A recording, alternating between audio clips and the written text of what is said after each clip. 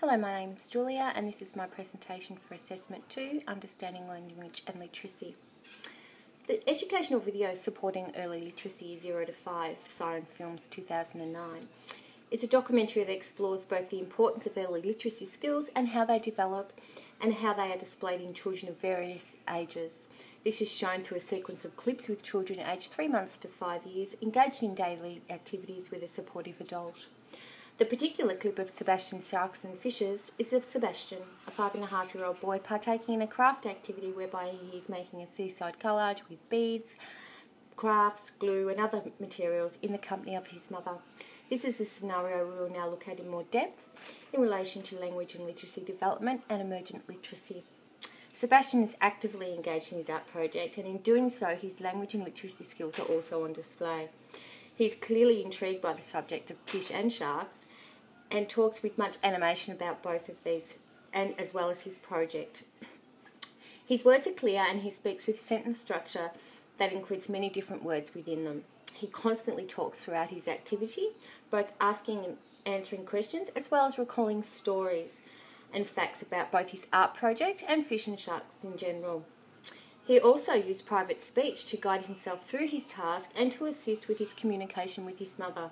These behaviours all support the supposition of Hill, 2008, that children learn language when they explore how language works in activities like the one that Sebastian is engaged in. All these behaviours surrounding Sebastian and his language and literacy capabilities also demonstrate that he is achieving and maintaining the developmental milestones appropriate for his age, as defined in the Developmental Milestones and the EYLF and NQS publication of 2015. In conjunction with Seb's language and literacy capabilities in the development, we can also observe some of his cognitive capabilities as well.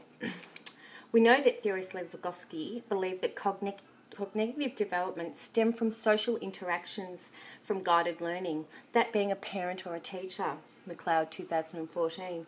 And we can see this happening with Sebastian and his mother in this clip. He experiments with new words and sought the guidance of his mother to confirm his unsureness about these words. He was able to follow instructions from his mother as well as seeking her assistance with more challenging tasks before she allowed him to attempt these on his own. His cognitive development meant he was able to recall events and recount stories as well as able to use objects and materials to create his seaside collage. Again, all these cognitive capabilities indicate Seb is at the appropriate point in milestones development for his age. Emergent literacy. Emergent literacy, a term first raised by Mary Clare in 1966, refers to the concept that children learn about reading and writing before they can actually read and write. And this emergent literacy knowledge is gained by observable behaviour known as emergency literacy skills, Rhino 2009. If we adopt an emergency literacy approach to learning in the classroom, using the scenario of Seb, there are many strategies and curriculum models and approaches that can be used to extend his language and literacy development. One of the most important ways to develop language and literacy in the classroom is to create a space that is rich in literacy. A reading corner displaying books of interest, in the case of Seb, which would be Sharks and Fishes, allows him the opportunity to develop literacy through the use of text and print. Literacy is also developed through play. Learning through play is recognised through the early years learning framework, pedigree of principles, as an opportunity for children to learn as they discover, create, improvise and imagine. Early Learning Frameworks, 2014, page 15. A craft activity like the one Seb is engaged in is a great way to promote learning through play. A handmade fishbowl, like the one seen here, is a creative way for students to use their creativity and imagination to create a fishbowl using their own handprint for the fish and then resources such as paper, markers, buttons, glue and plastic eyes to create the fishbowl. This activity supports the concept of emergent literacy and the development of language and literacy, as well as promoting the early learning framework principles pedigree. It also supports learning outcome 4. Children are confident and involved learners. Children develop depositions for learning such as curiosity, cooperation, confidence, creativity, commitment, enthusiasm, persistence, imagination and reflectivity. EYLF 2014, page 34.